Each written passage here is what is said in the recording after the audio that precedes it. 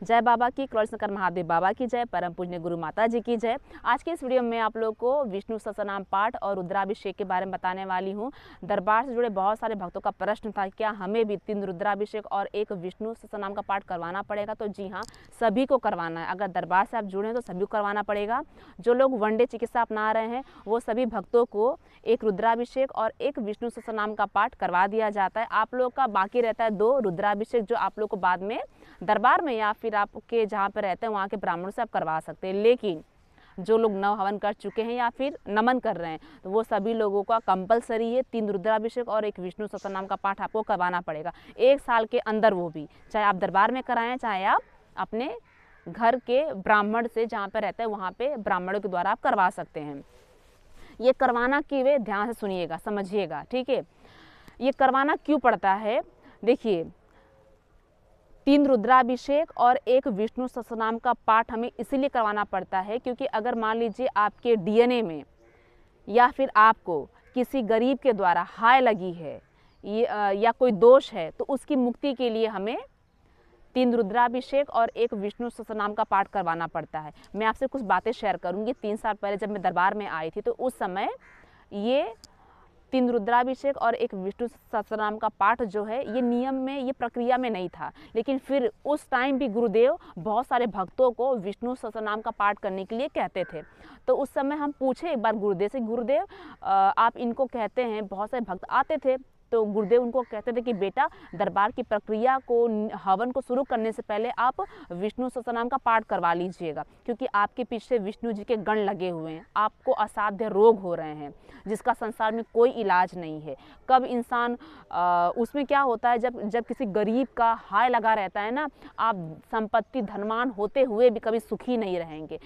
घर में असाध्य रोग से आप लोग पीड़ित रहेंगे, ठीक है। तो ऐसी चीज़ें सामने खुल के आई तो गुरुदेव उनको पहले विष्णु सहस्त्रनाम का पाठ करने के लिए कहते थे। तो उसमें उस समय दरबार में तब इतने सारे ब्राह्मण नहीं हुआ करते थे तो बाहर से ब्राह्मणों को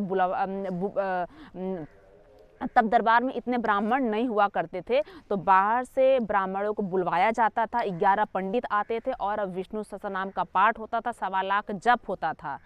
तब जाके आपके विष्णु जी के गण अपने अपने लोग जाते थे और आप दरबार के हवन करने के लिए रेडी होते थे। तो इसीलिए हमें 3 रुद्राभिषेक और विष्णु सहस्त्रनाम का पाठ करना है ताकि आप रोग और दोष से मुक्ति पा जाएं। और जब ये दोष और श्राप हमारे डीएनए में रहता है तो असाध्य रोग होता है और असाध्य रोग का हमें पता नहीं चलता है और उसी टाइम में पता चलेगा जब ये पूरी तरह से हमारे शरीर में, हमारे डीएनए में फैल जाएगा तो तभी पता चलता है। तो अब परम पूज्य बाबा और माँ ने क्या किया है, ये कंपलसरी कर दिया है क्योंकि अब इससे कोई बचा है नहीं।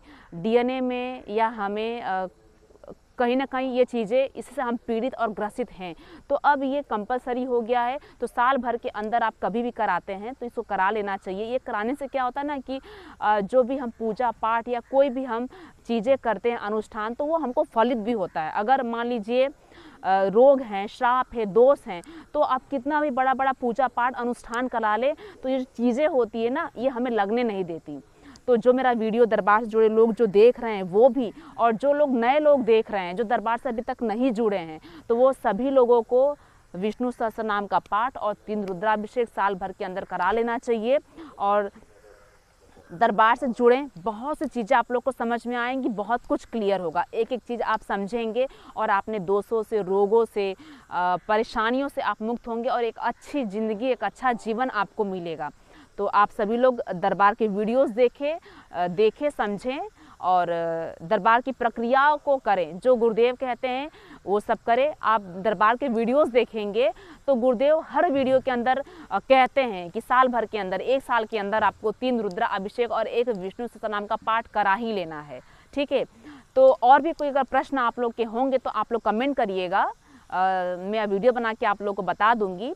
तो मिलते हैं आप लोगों से नए वीडियो के अंदर, तब तक के लिए आप लोग मुझे विदा दीजिए और सब लोग प्यार से बोलिए करौली शंकर महादेव की जय। हर हर महादेव।